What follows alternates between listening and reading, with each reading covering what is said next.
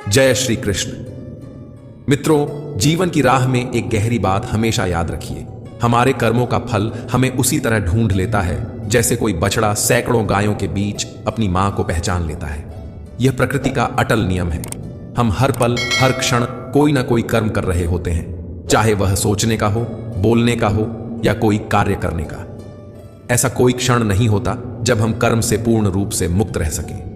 कुछ कर्म ऐसे होते हैं जो छल, स्वार्थ और झूठ से भरे होते हैं, जबकि कुछ कर्म कर्तव्य बोध, सेवा और समर्पण से प्रेरित होते हैं। श्री कृष्ण यही समझाते हैं कि कर्म की प्रकृति के अनुसार ही हमें उसका फल मिलता है, अच्छा या बुरा, शीघ्र या विलंब से। इसलिए याद रखिए, हम ना तो कर्म से भाग सकते हैं और ना ही उसके परिणाम से बच सकते हैं। जो जैसा बोता है वैसा ही काटता है। नमस्कार मित्रों, एक बार फिर आप सुन रहे हैं श्रीमद् भगवत गीता की एक शानदार श्रृंखला जिसका नाम है भगवत गीता की सीख। आज हम जानेंगे कि श्रीमद् भगवत गीता के तीसरे अध्याय से हमें क्या सीख मिलती है, और वह भी बहुत ही सरल भाषा और आसान शब्दों में, ताकि हर कोई इस गूढ़ ज्ञान को समझ सके और अपने जीवन में उतार सके। प्रथम अध्याय में हमने देखा कि जब महायोद्धा अर्जुन कुरुक्षेत्र की रणभूमि में अपने सगे संबंधियों, गुरुओं और मित्रों को युद्ध के लिए खड़ा देखता है तो उसका मन करुणा और मोह से भर जाता है। वह अपने धनुष को एक ओर रख देता है और हताश होकर रथ के पिछले हिस्से में बैठ जाता है। युद्ध करने से स्पष्ट रूप से इनकार कर देता है। वहीं दूसरे अध्याय में भगवान श्री कृष्ण अर्जुन को गहराई से समझाते हैं कि उसका सच्चा धर्म, उसका कर्तव्य उसे यही आदेश देता है कि वह अन्याय के विरुद्ध खड़ा हो और युद्ध भूमि में उतरकर धर्म की रक्षा करे। इस अध्याय में श्री कृष्ण अर्जुन के समक्ष दो महत्वपूर्ण मार्ग रखते हैं। पहला है निष्काम कर्म योग, जिसमें फल की इच्छा छोड़कर कर्म किया जाता है, और दूसरा है ज्ञान योग, जो आत्मा, परमात्मा और संसार के सत्य को जानकर वैराग्य की ओर ले जाता है। इन दोनों मार्गों के माध्यम से श्री कृष्ण अर्जुन के भ्रम को दूर करते हैं और उसे कर्तव्य पथ पर अग्रसर करते हैं। मित्रों, श्रीमद् भगवद गीता के तीसरे अध्याय में हम जानेंगे कि ऐसी कौन सी दो शक्तियां हैं जो आपको इस संसार में कुछ भी प्राप्त करने की सामर्थ्य देती है। हम यह भी समझेंगे कि वास्तव में हम हैं क्या और अपने मन को वश में कैसे करें, कैसे हम अपनी बुरी आदतों से मुक्ति पा सकते हैं और अपने इच्छित लक्ष्य को प्राप्त कर सकते हैं। तो आइए चलते हैं श्रीमद् भगवद गीता के तीसरे अध्याय की इस दिव्य और गहन यात्रा पर। यह अध्याय है कर्मयोग। इस अध्याय में भगवान श्री कृष्ण अर्जुन को यह बोध कराते हैं कि प्रत्येक जीव अपनी स्वाभाविक प्रकृति और गुणों के अनुसार ही कर्म करने के लिए बाध्य है। कोई भी व्यक्ति ऐसा नहीं है जो एक क्षण के लिए भी बिना कर्म के रह सके। यहाँ श्री कृष्ण उन लोगों की भी आलोचना करते हैं जो केवल बाह्य रूप से वैराग्य धारण करते हैं, जैसे गेरुए वस्त्र पहनना, दिखावे का त्याग करना, लेकिन भीतर से उनकी इंद्रियां विषयों की ओर आकर्षित रहती हैं। श्री कृष्ण ऐसे लोगों को कपटी और ढोंगी कहते हैं, क्योंकि असली वैराग्य मन और इंद्रियों के संयम में है, न कि केवल बाहरी रूप रंग में। जो व्यक्ति कर्म योग का पालन करते हुए निरंतर कर्म में लगे रहते हैं, लेकिन उनके प्रति मोह या आसक्ति नहीं रखते, वे वास्तव में दूसरों से श्रेष्ठ माने जाते हैं। वे कर्म करते हुए भी भीतर से शांत और निर्लिप्त रहते हैं। इसके बाद भगवान श्री कृष्ण इस बात पर विशेष बल देते हैं कि हर जीव इस सृष्टि की व्यवस्था का एक अभिन्न हिस्सा है और इसलिए उसे अपने कर्तव्यों का पालन अवश्य करना चाहिए। जब हम अपने कार्यों को ईश्वर के प्रति आभार और समर्पण भाव से करते हैं तो वे कर्म यज्ञ का रूप ले लेते हैं। गीता में श्री कृष्ण बताते हैं कि यज्ञों का आयोजन देवताओं को संतुष्ट करने के लिए किया जाता है, और जब देवता प्रसन्न होते हैं तो वे हमें वर्षा, अन्न, सुख और समृद्धि प्रदान करते हैं। यही प्राकृतिक चक्र जीवन को चलाता है। वर्षा से अन्न उत्पन्न होता है और अन्न से जीवन संभव होता है। लेकिन जो लोग इस सृष्टि के चक्र और अपने उत्तरदायित्व को स्वीकार नहीं करते, वे केवल इंद्रिय सुखों की प्राप्ति में लगे रहते हैं। ऐसे लोग न केवल अपने उद्देश्य से भटक जाते हैं, बल्कि उनका जीवन भी अंततः निरर्थक और पापमय बन जाता है। मित्रों, तीसरे अध्याय की शुरुआत उस समय होती है जब अर्जुन श्री कृष्ण से अपनी गहरी दुविधाओं का समाधान जानना चाहता है। वह भ्रमित है कि उसे केवल ज्ञान के मार्ग पर चलना चाहिए या फिर कर्म भी करना चाहिए। अर्जुन भगवान श्री कृष्ण से प्रश्न करते हैं, हे जनार्दन, यदि आपकी दृष्टि में बुद्धि या ज्ञान कर्म से श्रेष्ठ है, तो फिर आप मुझे इस भीषण युद्ध में भाग लेने के लिए क्यों प्रेरित कर रहे हैं। आपने जो उपदेश दिए हैं उनके अर्थ अनेक हैं और उन्हें सुनकर मेरी बुद्धि भ्रमित हो गई है। अर्जुन कहता है, आपकी बातों से ऐसा प्रतीत हो रहा है कि ज्ञान मार्ग अधिक श्रेष्ठ है, फिर भी आप मुझे कर्म करने यानी युद्ध करने के लिए कह रहे हैं। अर्जुन आगे कहता है, तो कृपया आप ही मुझे स्पष्ट रूप से बताइए कि क्या मैं ज्ञान का मार्ग अपनाकर संन्यास लूं या फिर कर्म का मार्ग चुनकर युद्ध करूं। मुझे केवल वही मार्ग बताइए जो मेरे लिए सबसे उत्तम और कल्याणकारी हो।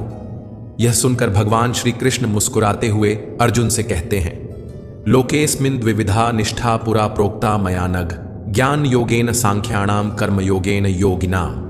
अर्थात हे निष्पाप अर्जुन, इस संसार में मैंने पहले ही 2 प्रकार की निष्ठाओं का वर्णन किया है। ज्ञान योग उन लोगों के लिए है जिनकी प्रवृत्ति चिंतन, अध्ययन और आत्म साक्षात्कार में होती है, जबकि कर्म योग उनके लिए है जो कर्मशील हैं, जो अपने कर्तव्यों का पालन करते हुए मोक्ष की ओर बढ़ना चाहते हैं। मित्रों, योग का अर्थ है ऐसा मार्ग जो हमें आत्मिक उन्नति की ओर ले जाए और हमारे जीवन को सार्थक बना दे। गीता में श्री कृष्ण 2 प्रमुख मार्ग बताते हैं, एक है ज्ञान योग और दूसरा है कर्म योग। लेकिन इन दोनों ही रास्तों में एक चीज समान है और वह है कर्म। कर्म करना अनिवार्य है, चाहे आप किसी भी मार्ग पर चलें। इसीलिए श्री कृष्ण स्पष्ट रूप से कहते हैं, न कर्मणाम अनारंभान नैष्कर्म्यम पुरुषोश्नुते न च सन्न्यसनादेव सिद्धिम समधिगच्छति।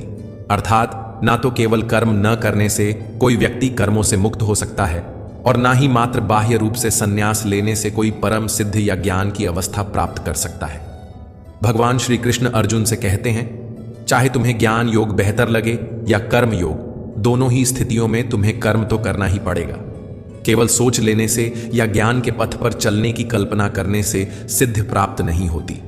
कई लोग सोचते हैं, हम तो अब कोई कर्म नहीं करते, हम निष्कर्म हो गए हैं। और कुछ लोग कहते हैं, हम तो ज्ञान योग के अनुयायी हैं, हमें सब कुछ ज्ञात है।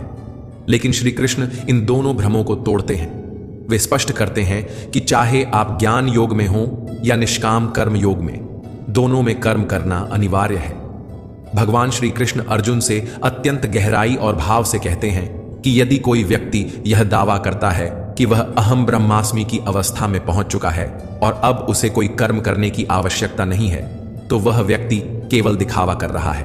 वह अहंकार और भ्रम से भरा हुआ है, क्योंकि इस संसार में कोई भी मनुष्य ऐसा नहीं है जो एक क्षण के लिए भी पूरी तरह निष्क्रिय रह सके। श्री कृष्ण अर्जुन को समझाते हैं कि हर जीव प्रकृति द्वारा उत्पन्न गुणों के अधीन होकर ही कर्म करता है। अर्जुन, तुम भी एक मनुष्य हो, चाहे तुम चाहो या ना चाहो, तुम्हारे शरीर से कर्म तो होते ही रहेंगे। तुम्हारा सांस लेना, भोजन करना, सोचना, ये सभी भी कर्म ही है। और जब तक यह शरीर है तब तक तुम पूरी तरह निष्क्रिय नहीं रह सकते।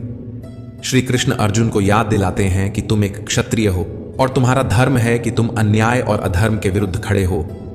यदि तुम इस युद्ध से पीछे हटते हो तो तुम न केवल अपने धर्म से विमुख होगे बल्कि अपने अस्तित्व से भी मुंह मोड़ लोगे। इसलिए तुम्हारे लिए संन्यास का मार्ग नहीं बल्कि कर्म का मार्ग ही सर्वोत्तम है। श्री कृष्ण आगे भावुक होकर कहते हैं कि तुम यह समझो कि ये सभी कर्म वास्तव में तुम नहीं कर रहे बल्कि प्रकृति तुमसे करवा रही है। तुम केवल एक माध्यम हो। जब तुम यह जान जाओगे कि तुम स्वयं कर्ता नहीं हो बल्कि केवल एक साक्षी हो, तभी तुम फल की इच्छा से मुक्त होकर एक सच्चे कर्मयोगी बन सकोगे। भगवान श्री कृष्ण अर्जुन को आश्वासन देते हैं कि जब तुम अपने सभी कर्मों को फल की अपेक्षा के बिना मेरे चरणों में समर्पित कर दोगे, तब मैं स्वयं तुम्हारा कर्ता बन जाऊंगा। और जब मैं तुम्हारा कर्ता बन जाऊंगा तो तुम्हें वह सब कुछ प्रदान करूंगा जिसकी तुम्हें जरूरत होगी। राज्य, सुख, सम्मान, सब कुछ बिना मांगे, बिना परिश्रम किए। लेकिन यदि तुम कर्म से बचते हुए केवल भोग चाहते हो तो तुम एक चोर कहलाओगे और तब तुम कभी मुझसे, परमात्मा से नहीं जुड़ पाओगे।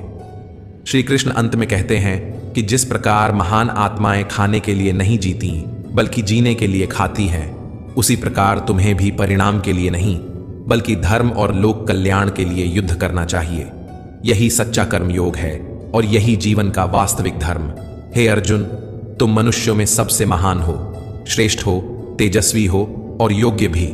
इसलिए तुम्हारे कर्म सिर्फ तुम्हारे नहीं रह जाते, वे एक आदर्श बन जाते हैं। जैसा तुम करोगे ठीक वैसा ही तुम्हारी संतानें करेंगी और वही कार्य आने वाली पीढ़ियों का मार्गदर्शन करेगा। तुम केवल स्वयं के लिए नहीं, पूरी मानवता के लिए उदाहरण हो। देखो मुझे, मैं स्वयं भगवान हूं। मुझे कोई भी कर्म करने की आवश्यकता नहीं है, न कोई अपेक्षा है, न कोई बंधन। फिर भी मैं निरंतर कर्म करता हूं। क्यों? क्योंकि मनुष्य की आत्मा मेरा ही एक अंश है। यदि मैं कर्म करना छोड़ दूं तो यह पूरी सृष्टि कर्महीन होकर विनाश की ओर बढ़ जाएगी। इसलिए मैं स्वयं कर्म करता हूं ताकि मनुष्य मुझसे प्रेरणा ले सके और अपने जीवन को धर्ममय बना सके। श्री कृष्ण अर्जुन से कहते हैं, यदि तुम्हारे साथ कोई न खड़ा हो, कोई तुम्हारी आलोचना करे, अपमान करे या तुम्हारी राह में बाधाएं डाले, तब भी तुम बिना विचलित हुए अपना कर्म करते जाओ। क्योंकि जब कोई सच्चा कर्मयोगी बिना किसी स्वार्थ और द्वेष के केवल कर्तव्य में लगा रहता है तो समय के साथ वही आलोचक भी उसकी प्रशंसा करने लगते हैं, उसका अनुसरण करने लगते हैं। श्री कृष्ण कहते हैं, मयि सर्वाणि कर्माणि सन्न्यस्य अध्यात्म चेतसा निराशीर निर्ममो भूत्वा युद्धस्व विगतज्वरः। अर्थात हे अर्जुन, अपने समस्त कर्म मुझे अर्पित कर दो और निरंतर मुझे परमात्मा रूप में स्मरण करते हुए कामनाओं और ममता से मुक्त होकर अपने भीतर के मानसिक कष्टों को त्याग कर इस धर्म युद्ध में पूरे उत्साह से खड़े हो जाओ। क्योंकि जो व्यक्ति यह समझता है कि वह स्वयं ही सब कुछ कर रहा है, उससे बड़ा मूर्ख और पीड़ित कोई नहीं होता। वह न केवल दुखी होता है बल्कि दूसरों को भी भ्रमित करता है। और ज्ञानी जन ऐसे अज्ञानी लोगों से विवाद नहीं करते, उन्हें केवल दया की दृष्टि से देखते हैं। इसलिए हे अर्जुन, तू अपने कर्मों के बंधन में मत उलझ, न मोह रख, न पछतावा कर, न आशा बांध। केवल अपना कर्म कर पूरे समर्पण भाव से, बिना किसी अपेक्षा के, क्योंकि यही सच्चा धर्म है। हे अर्जुन, हमेशा यह बात हृदय में बिठा लो कि अपने धर्म और कर्तव्य का पालन, चाहे उसमें थोड़ी सी भी कमी क्यों न रह जाए, फिर भी दूसरों के धर्म को अपनाने से कहीं अधिक श्रेष्ठ और कल्याणकारी होता है। क्योंकि अपना धर्म हमारे स्वभाव के अनुकूल होता है, जबकि दूसरे का धर्म चाहे कितना भी आकर्षक क्यों न लगे, अंततः वह हमें भ्रम, विफलता और दुख की ओर ही ले जाता है। अर्जुन ने गहरे भाव से पूछा, भगवान, यदि मनुष्य वास्तव में आपके ही अंश हैं तो फिर उससे गलतियां क्यों होती हैं? वह बुरे कर्म क्यों करता है? यह प्रश्न केवल अर्जुन का नहीं, यह हर मनुष्य के भीतर उठने वाला प्रश्न है कि जब हम ईश्वर के अंश हैं तो फिर हमसे पाप क्यों होते हैं? भगवान श्री कृष्ण बड़े धैर्य और करुणा से उत्तर देते हैं, हे अर्जुन, यह मनुष्य का शरीर भोग विलास की ओर स्वाभाविक रूप से आकर्षित होता है, क्योंकि उसकी प्रकृति ही ऐसी है। जब उसकी इच्छाएं पूरी नहीं होती तो वह क्रोध से भर जाता है। जैसे धुएं के कारण अग्नि छिप जाती है, वैसे ही कामना और क्रोध के कारण मनुष्य की बुद्धि ढक जाती है और वह धर्म, कर्तव्य और परमात्मा को देख ही नहीं पाता। श्री कृष्ण कहते हैं, इन्हीं कामनाओं और क्रोध के वश में आकर मनुष्य अपनी इंद्रियों और मन पर नियंत्रण खो देता है और कई बार ना चाहते हुए भी गलतियां कर बैठता है।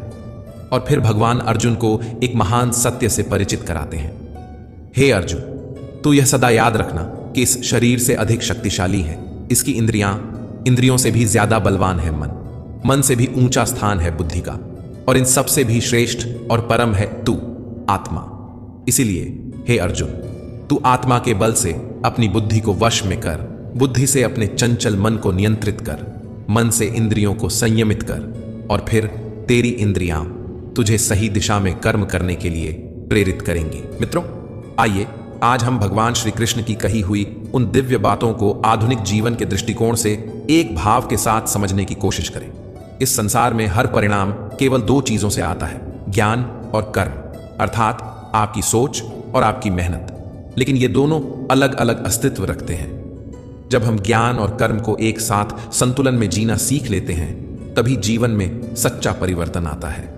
आज की तेज रफ्तार जिंदगी में जहां हर कोई किसी न किसी दौड़ में शामिल है, वहां यह अत्यंत आवश्यक हो जाता है कि हम केवल कर्म न करें, बल्कि उस कर्म को सही ज्ञान से जोड़कर करें।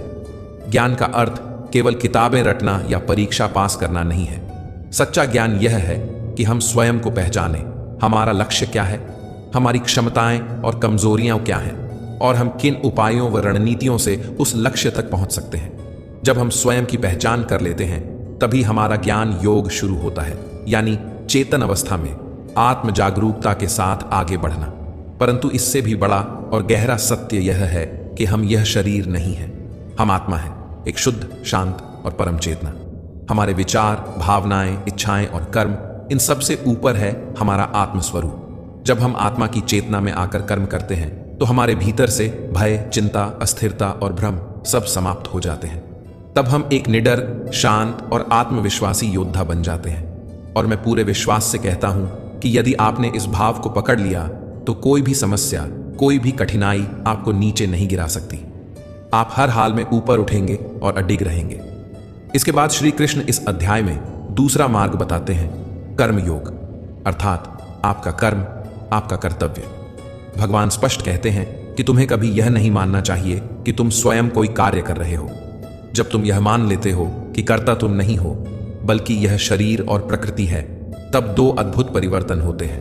पहला, तुम अपने कर्मों के परिणाम को लेकर चिंतित नहीं रहते, और दूसरा, तुम भावनात्मक रूप से स्थिर होकर अपने कार्य में अपना सर्वोत्तम प्रयास कर पाते हो। यही कर्म योग है, निष्काम भाव से कर्म करना। और अंत में सबसे महत्वपूर्ण बात, जब फल तुम्हारे हाथ में नहीं है तो अच्छा हो या बुरा, उसे अपने अहंकार या हीनता से जोड़कर दुखी मत हो। श्री कृष्ण ने स्पष्ट रूप से कहा है, कर्म करो लेकिन फल की चिंता मत करो। तुम्हारा अधिकार केवल कर्म पर है, फल पर नहीं। इसके अलावा श्रीमद् भगवद गीता के 3 अध्याय में यह भी बहुत सरल और स्पष्ट शब्दों में बताया गया है कि आप अपनी किसी भी बुरी आदत से कैसे छुटकारा पा सकते हैं। उपाय बहुत सहज है। आप स्वयं को उस परमात्मा का एक छोटा सा अंश मानिए, एक शुद्ध आत्मा समझिए। जब आप यह समझ लेते हैं कि आप केवल शरीर नहीं बल्कि आत्मा है, तब आप आत्मा के ध्यान से अपने विचारों को नियंत्रित करना शुरू कर सकते हैं। विचारों पर नियंत्रण पाने के बाद आपका मन स्वाभाविक रूप से स्थिर होने लगता है, और जब मन नियंत्रण में आ जाता है तो वह आपकी इंद्रियों को भी वश में कर लेता है। जब आपकी इंद्रियां आपके काबू में आ जाती हैं, तब कोई भी बुरी आदत छोड़ना या जीवन में किसी भी कठिन कार्य को करना आपको मुश्किल नहीं लगेगा। जीवन सरल लगने लगेगा और आत्मबल से भरपूर हो जाएगा। मित्रों, मुझे पूरी आशा है कि श्रीमद् भगवद गीता के 3 अध्याय की यह सहज, भावनात्मक और प्रेरणादायक व्याख्या आपके हृदय को अवश्य स्पर्श की होगी। आपने इस अध्याय से क्या अनुभव किया, क्या सीखा? कृपया हमें कमेंट करके अवश्य बताएं। यदि कहीं कोई त्रुटि रह गई हो या कोई बात अधूरी रह गई हो तो मैं विनम्रतापूर्वक क्षमा चाहता हूं। यदि आपको यह प्रस्तुति अच्छी लगी हो तो इसे लाइक और शेयर करना न भूलें। साथ ही चैनल को सब्सक्राइब जरूर करें और घंटी का बटन दबाएं ताकि आने वाले सभी श्रीमद् भगवद गीता से जुड़े ज्ञानवर्धक और जीवन को प्रेरित करने वाले वीडियो आप तक बिना किसी रुकावट के पहुंचते रहे। बहुत जल्द हम फिर मिलेंगे श्रीमद् भगवद गीता के 4 अध्याय की एक और सरल, गूढ़ और मन को छू लेने वाली व्याख्या के साथ। तब तक के लिए स्वस्थ रहिए, प्रसन्न रहिए और आत्मा से जुड़े रहिए।